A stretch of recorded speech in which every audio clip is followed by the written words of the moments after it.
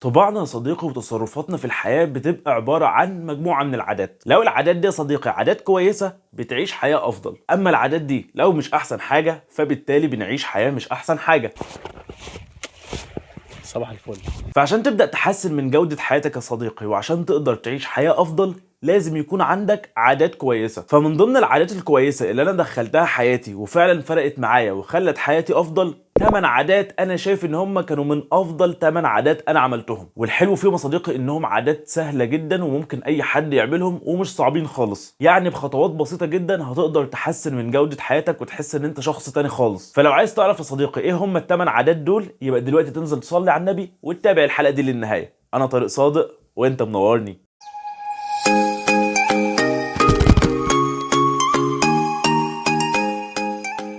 السلام عليكم ورحمة الله وبركاته، أهلا بكم فيديو جديد. معاكم طارق صادق. بفكركم إن احنا هنا في القناة بنقدم لك محتوى مفيد بشكل بسيط وخالي من كل الكلاكيع، فما تبخلش عليا باللايك الحلو بتاعك وكمان السبسكرايب. وخلونا يلا صديقي نبدأ كلامنا النهاردة عن 8 عادات سهلين جدا يغيروا حياتك للأفضل. العادة رقم 1 يا صديقي هي عادة بسيطة جدا، وهي ببساطة انك تصحى كل يوم هدفك انك تتعلم معلومة واحدة بس جديدة. معلومة واحدة يا طارق؟ يعني انت لو سمعت مثلا حديث جديد عن الرسول صلى الله عليه وسلم كده انت خلاص خلصت مهمة النهاردة. فتحت كتابك كده ذاكرت فعرفت معلومة جديدة، خلاص كده انت خلصت مهمتك النهاردة، بس ما خلصتش مذاكرة، كمل مذاكرة. فتحت الاخبار عرفت معلومة جديدة ما كنتش تعرفها، دولة مثلا ما كنتش تعرفها، ولا عاصمة دولة، ولا سعر مش عارف ايه، في معلومة جديدة انت عرفتها، كده انت عملت حاجة كويسة. ده الموضوع سهل، يعني كل يوم هصحى اتعلم معلومة جديدة. ايه اللي هيحسن من جودة حياتي والكلام اللي انت عمال تقوله لي ده؟ الفكرة يا صديقي انك ما تبصش على الحاجات الصغيرة، بص على القيمه اللي هتتكون بعد كده. ان اتعلم كل يوم معلومه واحده بس جديده، يعني انا هتعلم في الاسبوع 7 معلومات جداد، يعني انا هتعلم في الشهر 30 معلومه جديده، يعني انا هتعلم في السنه 365 معلومه جديده. فتخيل كده لما انا ابقى خارج من السنه معايا 365 معلومه جديده. متخيل فرق الخبره اللي ما بين دخولك للسنه وخروجك منها ب 365 معلومه؟ ويا سلام بقى لو انت خليتهم معلومتين، خليتهم 3، كل ما تزود هنا هتلاقي الرقم في الاخر بيتضاعف. ونصيحه برضو مني يا صديقي، بلاش تتعلم اي معلومه كده والسلام، اتعلم معلومات يا صديقي انت مهتم بيها. يعني انا مهتم بمجال صناعه المحتوى، يبقى كل يوم اصحى اتعلم حاجه جديده في صناعه المحتوى. انا مهتم بالتسويق الالكتروني، يبقى كل يوم اصحى اتعلم معلومه عن التسويق الالكتروني. فالمجال ده مجال عملك مثلا او مجال شغلك، كل يوم لما تتعلم فيه معلومه واحده بس جديده، بعد سنة انت هتبقى في حتة تانية خالص في المجال ده، وبمجهود بسيط ومن غير تعب ومن غير حتى ما تحس ان انت عملت اي حاجة. العادة رقم 2 يا صديقي، بدأت أسمع بودكاست وبدأت أسمع كتب مسموعة. الموضوع ده يا صديقي كان ليه تأثير السحر عليا، لأن يا صديقي ما كانش عندي الوقت إن أنا كل يوم أمسك كتاب وأقعد أقرأ فيه، عندي سفرياتي وعندي شغلي وعندي حاجات كده مش هقدر أكون ماسك فيها الكتاب. فلما لقيت البديل الحلو اللي هو الكتب المسموعة حسيت إن لا، الدنيا لسه بخير. لأن دلوقتي يا صديقي بقيت في المواصلات مثلا، أنا مسافر بالليل ومفيش إضاءة في العربية اللي أنا مسافر فيها ومش هعرف أطلع كتاب وأقرأه، أحط السماعة في ودني أشغل الكتاب المسموع، ابقى خلاص بسمع الكتاب كاني بقراه بالظبط وانا في الطريق. يعني ممكن طريق مثلا ده يكون سفر مثلا ساعه ولا ساعتين، على ما اوصل اكون خلصت كتاب كامل، وكل اللي انا عامله حاطط السماعات ومريح ظهري بس وبستمتع بس بحلاوه الاداء الصوتي اللي انا بسمعه. والبودكاست يا صديقي، البودكاست ده للي ما يعرفوش حاجه كده زي اللقاء التلفزيوني بس مسموع. بس بيطلع لك واحد كده نقدر نقول عليه مذيع، بيديك شويه نصايح وشويه تريكات وشويه حاجات في حياتك او ايا يكن الموضوع اللي بيتكلم عنه، او ممكن يبقى حد مستضيف حد وبتناقشهم في موضوع ما. الحاجات دي كلها بمختلف اشكالها اسمها بودكاست. وكنا عملنا فيديو صغنن كده شورت هتلاقيه عندي في القناه بيتكلم عن احسن كام بودكاست كده انا سمعتهم. ممكن لو حابين نعمل عنهم حلقه كامله صديقي طويله وابدا ارشح لكم فيها اكتر من بودكاست انا بحبه، زي وعي واباجوره والبودكاست بتاع باشمهندس احمد ابو زيد بتاع دروس اونلاين وغيرهم كتير. بالمناسبه صديقي، لو عايز كتب مسموعه وفي نفس الوقت مش معاك فلوس انك تروح تشترك في اي تطبيق من تطبيقات الكتب المسموعه، فلو انت متابع هنا في القناه كنت عرفت ان احنا لما نزلنا معرض الكتاب قابلنا ابلكيشن اقرا، وان هو ادالنا البرومو كود ده او الكود ده. لو انت مسحته دلوقتي وقف الشاشه، خد سكرين، امسحه باي تطبيق بيمسح الاكواد، هتلاقي معاك يا صديقي اشتراك 7 ايام مجانا على اقرا لي، اسبوع كامل ادخل اسمع كتب مسموعه براحتك يا صديقي.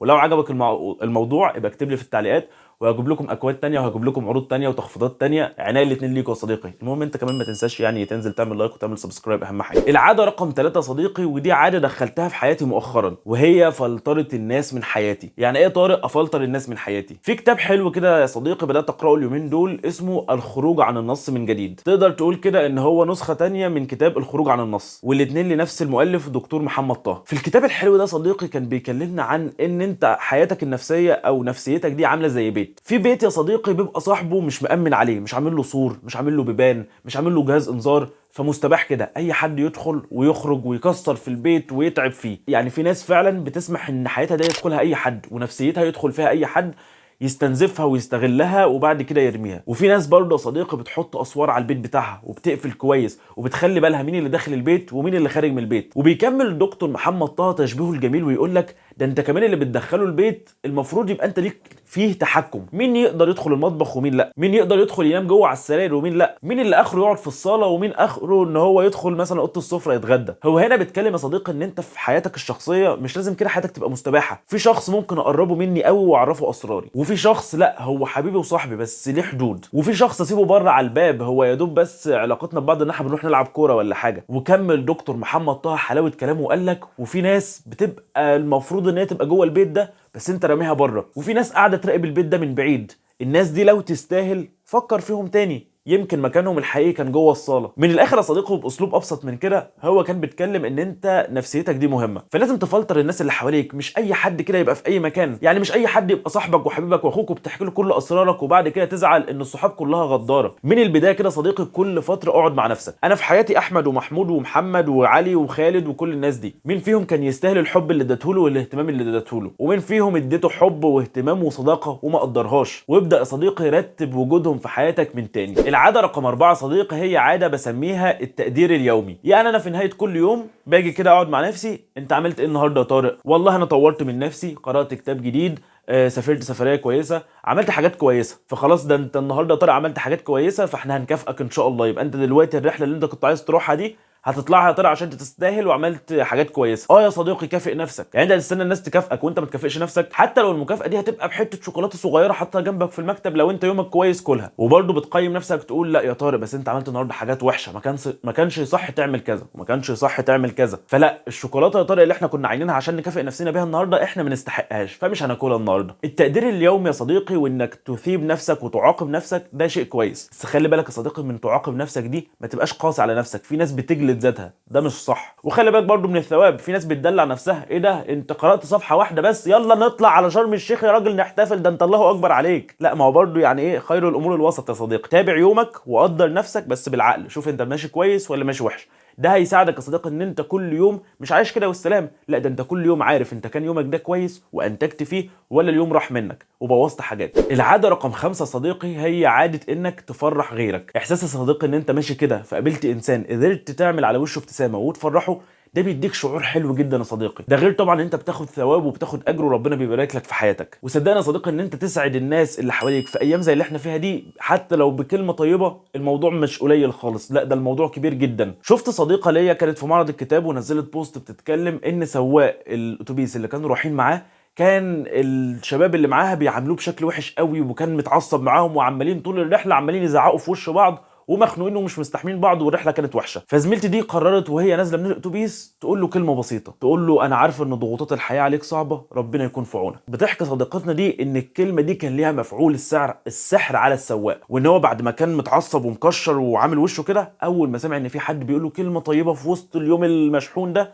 الراجل ابتسم وضحك وقال لها انا اسف، انا عارف ان انا النهارده كنت متعصب عليكم واتكلمت باسلوب مش كويس، بس والله غصب عني سامحوني. فبانك كلمه بسيطه قوي يا صديقي انك قررت بس تسعد شخص، حولته من وحش شرس لانسان طيب وبسيط وكان يعني بيمر بظروف سيئه. فحاول يا صديقي ان انت كل يوم تصحى على الاقل على الاقل على الاقل تسعد لو انسان واحد بس بكلمه واحده بس طيبه. مش هقول لك تصرف فلوس، مش هقول لك هات له هدايا، كلمه طيبه. وافتكر يا صديقي، تبسمك في وجه اخيك صدقه، يعني انت لما تضحك كده في وشه بتاخد حسنات. العاده رقم 6 يا صديقي هي عاده كتابه المهام. ما تسيبش حياتك كده يا صديقي ماشيه بشكل عشوائي وتيجي زي ما تيجي، لا انت كل يوم عارف انت هتعمل ايه، عندك اولويات في حياتك بترتبها. يعني انا النهارده عندي مذاكره ودي اهم حاجه النهارده، يبقى انا النهارده لازم اذاكر. وعندي مشوار مهم، فالمشوار ده انا هاجله بالليل اللي بعد المذاكره عشان ما يجيش على حساب المذاكره. وعندي صحابي عايزين نخرج معاهم، هظبط ان انا اقابلهم بعد المشوار اللي انا رايحه. انت من اول يومك كده يا صديقي عارف انت رايح فين وجاي منين، مش سايبها ماشيه كده وخلاص. ويستحسن يا صديقي ان انت كل يوم قبل ما تنام تكتب مهام بكره، بحيث ان انت تصحى تاني يوم عارف ومتاكد اول ما فتحت عينك كده انت تعمل ايه النهارده، احسن من انك تصحى ولسه هتفطر ولسه هتفكر انت عندك ايه النهارده. فلا، قبل ما تنام كده